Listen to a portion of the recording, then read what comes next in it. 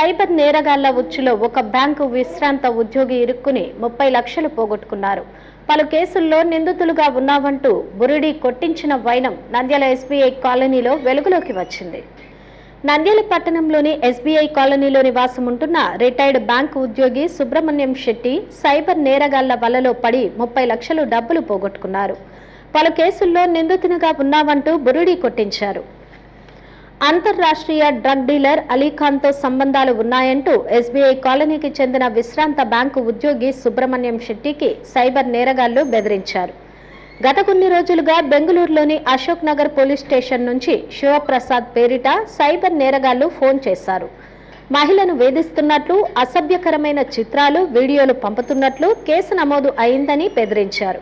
ఆ తర్వాత సిబిఐ అధికారి దయాకర్ పేరిట మరో సైబర్ నేరగాడు ఫోన్ చేసి అంతర్రాష్ట్రీయ డ్రగ్ డీలర్ అలీఖాన్తో మీకు సంబంధాలు ఉన్నాయంటూ బెదిరించాడు. మీ బ్యాంక్ ఖాతా నుంచి 300 కోట్ల పైగా లావాదేవీలు జరిగాయని మరోసారి బెదిరించారు.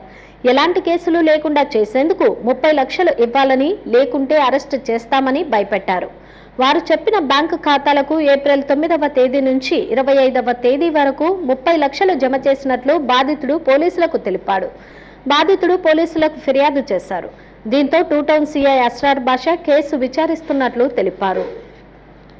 ఈ సిబిఐ ఆఫీసర్లు మాట్లాడుతున్నాము, వేరే స్టేషన్ నుంచి ఐపీఎస్ ఆఫీసర్స్ మాట్లాడుతున్నాము, ఈడీ అధికారులు మాట్లాడుతున్నాము అని ఈ సైబర్ నేరగాళ్ళు ఇట్లా అమాయక ప్రజల్ని కూడా చాలా మందిని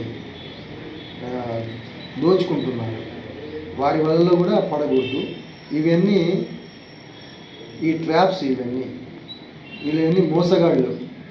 ఏదైనా అరెస్ట్ ఉంటే ప్రొసీజర్ వేరే ఉంటుంది. డైరెక్ట్గా వాళ్ళు మిమ్మల్ని అప్రోచ్ అవుతారు. అంతేగాని వీడియో కాల్స్ చేసి మేము మిమ్మల్ని అరెస్ట్ చేస్తాము, అరెస్ట్ కాకుండా ఉండాలంటే డబ్బులు కట్టాలి అని ఇట్లాంటి ఉచ్చులు పడకూడదు. మీరు అప్రమత్తంగా ఉండాలి. ఇట్లాంటి కాల్ ఏది వచ్చినా సరే, వీడియో కాల్ వచ్చినా, డైరెక్ట్ మామూలు కాల్ వచ్చినా, వాట్సాప్ కాల్ కూడా చేసి ఇది చేస్తారు. ఎలాంటి కాల్ వచ్చినా కూడా వెంటనే పోలీస్ స్టేషన్కి వెళ్ళి కంప్లైంట్ ఇవ్వాలి. లేదంటే నష్టపోతారు, మోసపోతారు. మధ్యకాలం కూడా సుబ్రహ్మణ్యం అని చెప్పేసి రిటైర్డ్ బ్యాంక్ ఎంప్లాయీ కూడా ఈ విధంగానే మోసపోయారు. ఆ కేసు కూడా ఇన్వెస్టిగేషన్ జరుగుతుంది. ఆ కేసులో కొన్ని క్లూస్ ఉన్నాయి, వర్కౌట్ చేస్తున్నాం.